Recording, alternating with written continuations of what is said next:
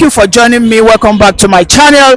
In the past 7 days, so much has happened in the Nigerian political space. We have seen how some coupists, plan a bloody coup against Bola Ahmed Tinubu. I mean, there has been allegations that those behind it are some disgruntled elements within the northern cabals, because we all understand that there can never be a coup if people do not support and finance it. All successful coups in the whole world has always happened if they are truly being sponsored either by internal saboteurs or external saboteurs. But in response to this not to happen, the Bola Ahmed Tinubu has made some very, very critical changes in the military. I mean, it is interesting to note that as we speak today, Tinubu has given a mandate to all southwestern states to start recruiting aggressively their indigenes into the military. That the Yorubas will not get an express entry into the military, cadet. It should, for northerners over the years, you will realize that the bar or the prerequisite to gain access and admission into the military was lowered. This is why you will see that when you check the population of those in the military, they will tell you that there's no North, there's no Christian, there's no Hausa, there's no Muslim military. It's a lie. You go and check the numbers of people in the military. There are usually more of the Northerners. In fact, there are videos out there where you will see them speaking Hausa on the field of combat. I beg, is Hausa our official language in the Nigerian army? When you speak Hausa in the Nigerian army, you feel among an Igbo man or a bloody Yoruba man that has never left his village for the past 20 years now decided to join the Nigerian military, and while he's in the recruiting process, they are now speaking Hausa to his hearing. He will be lost. He will be feeling as segregated and marginalized. And these are the things Tinubu has said, well, listen, I will restructure it. The past leaders from the north have done something phenomenal, which is they lowered the bar. They will tell you to go and meet social person for them to sign your admission letter. They will tell you to go and find one general, go and sign the admission letter before they can accept you. All those things now, as it stands today, because what I see, what I have, and what I know is Lagos State are intentional, and I am damn sure that Ogun State will follow. I am damn sure Oyo State will also follow. I am damn sure all other southwestern states will follow to do this thing. Interestingly, they will follow to do this thing. I mean, in also to respond further to the coup, to the coupists, we heard that not less than 100 and something people from lieutenant, they've been promoted to generals, from general to major generals. 180 something people have been promoted, and out of them, over 60% of them are southerners. I mean, listen, they can cry me a river all they like. Whoever that is the spokesperson of the north, they can cry me a river what they like, because Buhari taught us this. And you know that when you plant just one seed of a corn, what do you expect you are going to reap? You will reap multitude.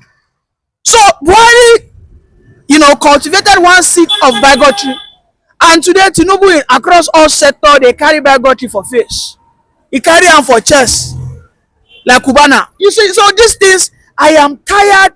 I am becoming unforgiving about it. And yes, if we want to operate a nation that is balanced, a nation that truly expresses who we are as a diverse people, we can do regional government. But if we want to, if you keep telling us that we are one Nigeria,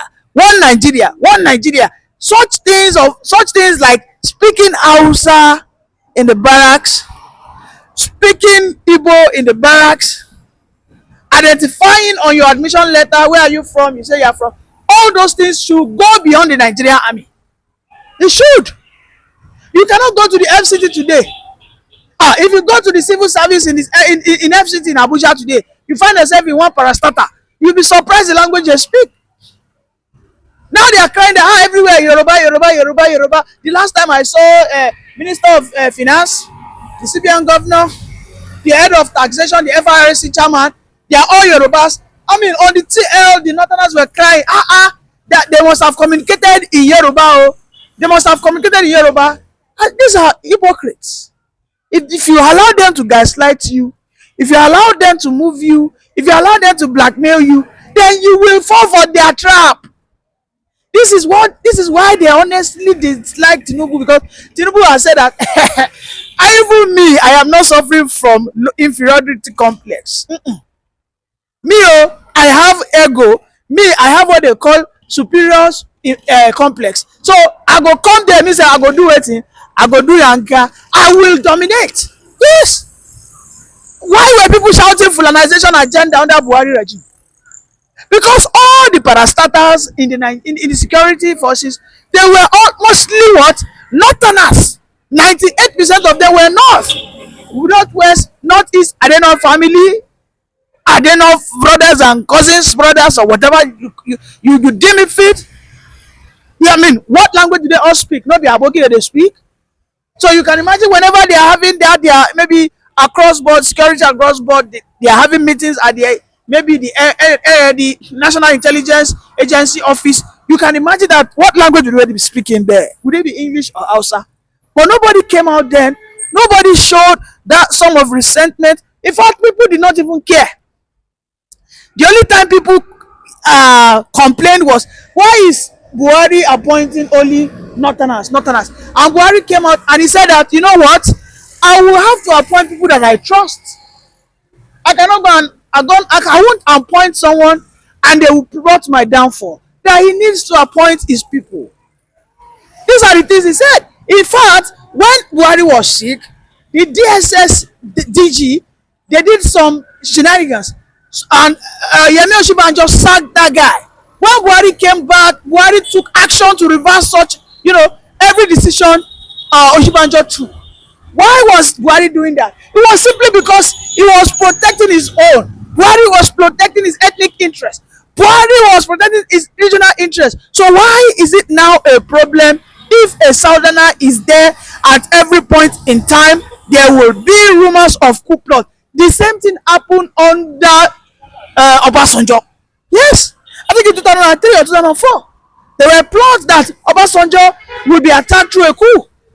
When Jonathan was there was equally the same thing. That there were already machineries who have mapped out how they want to carpet bomb Jonathan. If he plays funny in 2015 election, how they were going to wipe him out. Why is it that it is only when these people are out of power, they begin to form activists, they begin to form moralists, they begin to form good governance advocates? Why? If we had seen it, tell me how many protests happened in the north for good governance under Buhari. Tell me how many military officers, how many military officials, how many promotions southerners who are in the military got when Buhari was there. You tell me.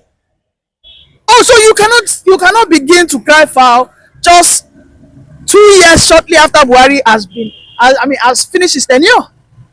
If you never see anything, una never see anything. And this is why I keep telling people that the word one Nigeria is just a word to deceive us, the remaining people.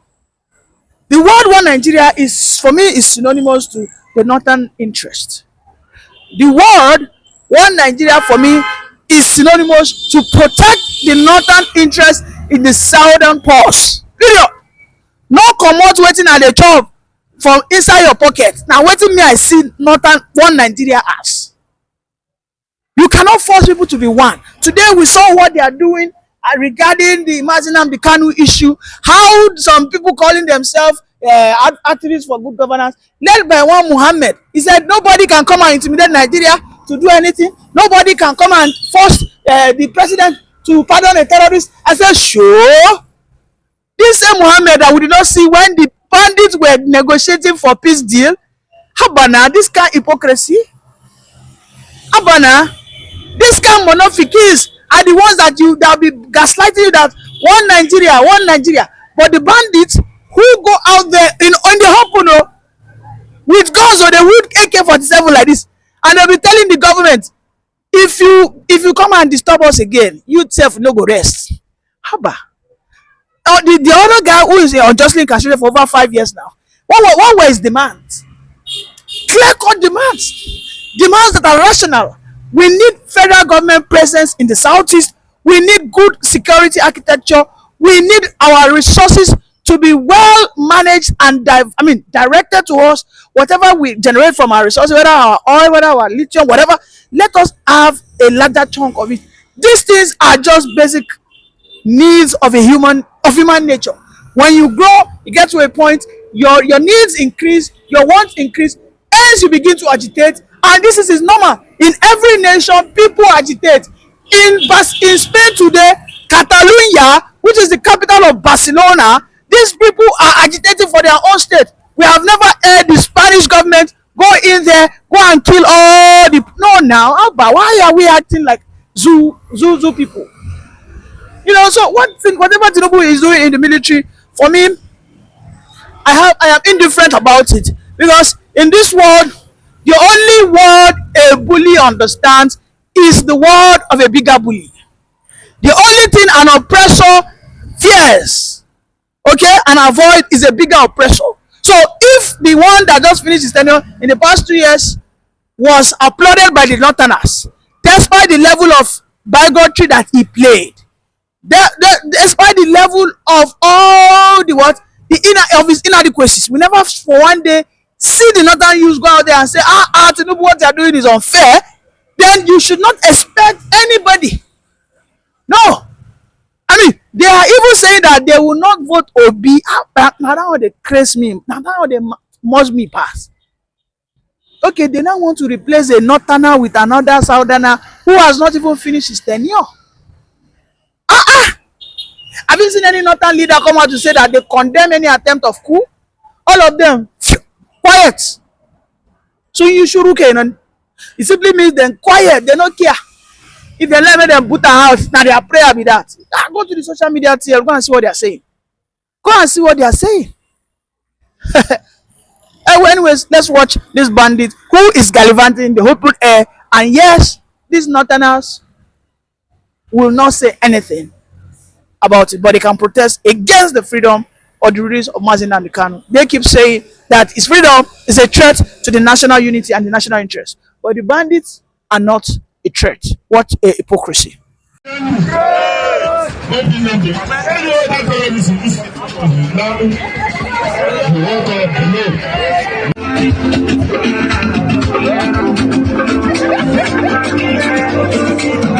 Is very much aware of what he's doing. He has given birth to what you are seeing taking place in the southeast at the moment.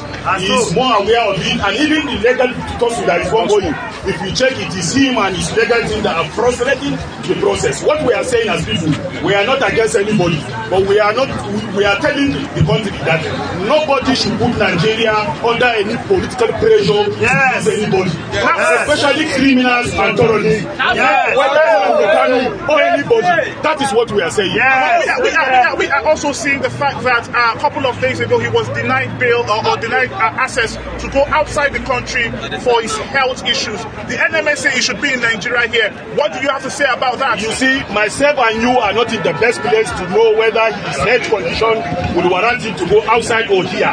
The people who have the authority as far as Nigeria is concerned, they have confirmed and they have come out with their report that he is good enough to stand trial and to face anything that is charged with in this country. And like I've said before, with looking at the statistics, we said nobody under any political pressure should put this country or intimidate this country into corner by coming up with political solution to releasing Nnamdi Kanu. The law should be allowed to take his course against any other person, irrespective of where he come from, irrespective of which Kanu is, irrespective of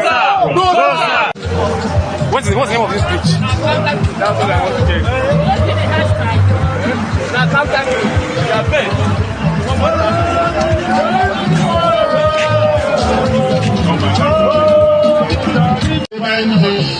Whether black, yellow, from the north, from the south. We must be allowed free. We must be allowed to face the word of the law. Over.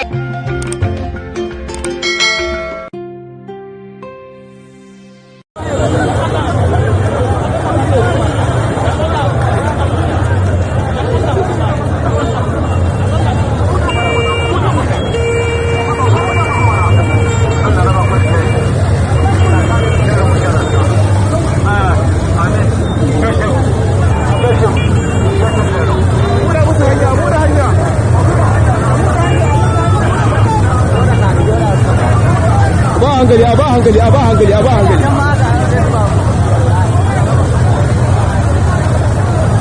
ku shigo a shigo a ba hankali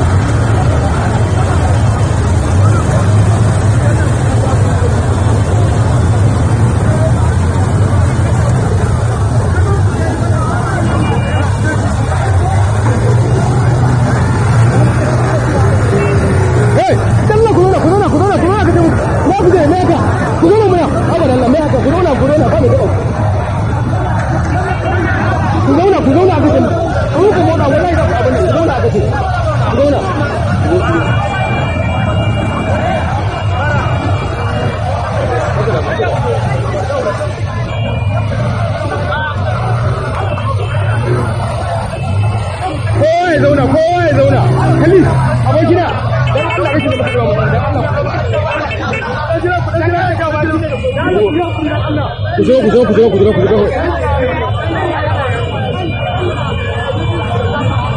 yawa